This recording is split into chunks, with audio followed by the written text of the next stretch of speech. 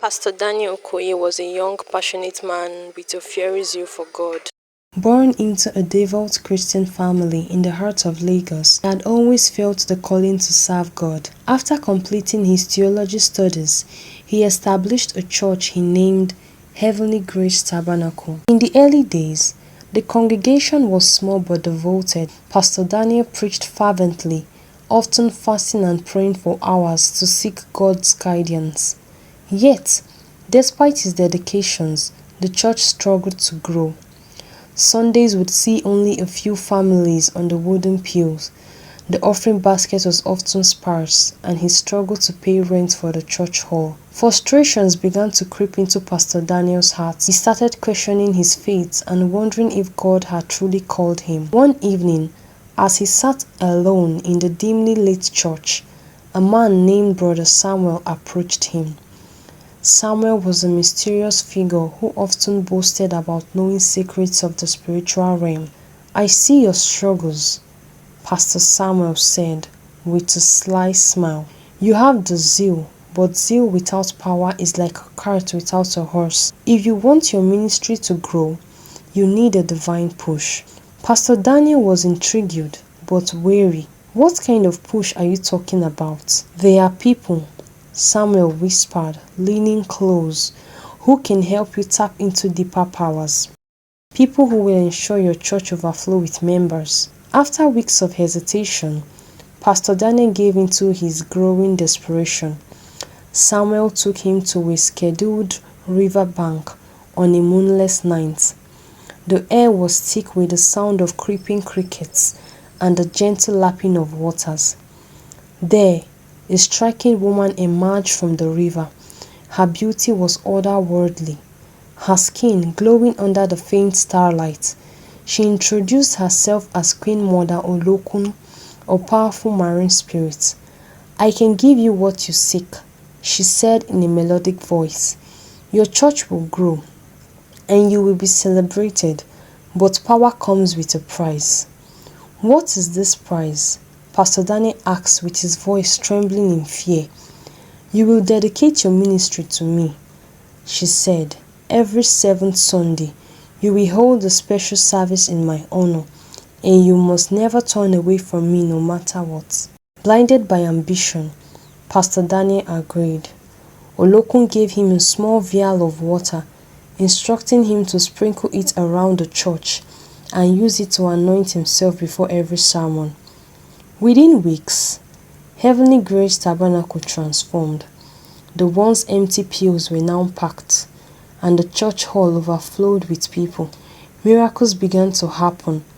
Barren women conceived, the sick were healed, and the lame walked. Word of these wonders spread like wildfire around the region. Soon, Pastor Daniel was one of the most sought-after pastors in the region of Lagos. With the growth came wealth. The church moved to a larger building, and Pastor Daniel bought a luxurious house and flashy cars. But beneath the surface of his newfound success, unease lingered in his heart. One night, Olokun appeared to him in a dream. Her demeanor was no longer warm and inviting. "You have enjoyed my gifts, Pastor," she said sternly. "Now it is time to uphold your end of the bargain." Pastor Daniel hesitated, but eventually complied. He began holding the secret services Olokun demanded, though he disguised them as special anointing services. Few in the congregation noticed, but those who did began to feel unease. Then the demands escalated. Olokun requested a sacrifice. "Bring me something precious," she commanded. Pastor Daniel, desperate to keep his powers, sacrificed a beloved family member, hoping this would suffice the whole issue. But Olokun was furious. "You mock me with trinkets?" she roared in his next dream. "If you do not obey me, I will take something precious from you myself." Days later, tragedy struck. Pastor Daniel's wife, Ruth, fell gravely ill. Despite prayers and medical attention, she passed away within the week. The congregation mourned, but whispers of suspicion began to spread. As more demands from Olokun came, Pastor Daniel grew weary. His sermons became erratic, and his once charismatic aura turned dark. Members began leaving the church, citing a heavy and oppressive atmosphere. One Sunday, during a fiery sermon, an elderly woman in the congregation stood up. "Pastor, what are these miracles, and where are they coming from?" she demanded. The congregation fell silent. Pastor Daniel tried to dismiss her, but she pressed on, recounting strange occurrences she had noticed during his services. Other members began to speak up, sharing similar concerns. The atmosphere grew tense. The final blow came when Brother Samuel, who has introduced Pastor Daniel to Olokun, confessed to the whole church. Overcome with guilt, he revealed everything: the meeting by the river, the pact with Olokun, and the price Pastor Daniel has paid for his powers. The congregation erupted in outrage. Many left immediately, while others demanded Pastor Daniel step down. The church collapsed, its doors closed forever. Pastor Daniel, now a shadow of his former self, returned to the river to confront Olokun. "You deceived me," he shouted. Olokun laughed. "Ha ha ha, I only gave you what you asked for.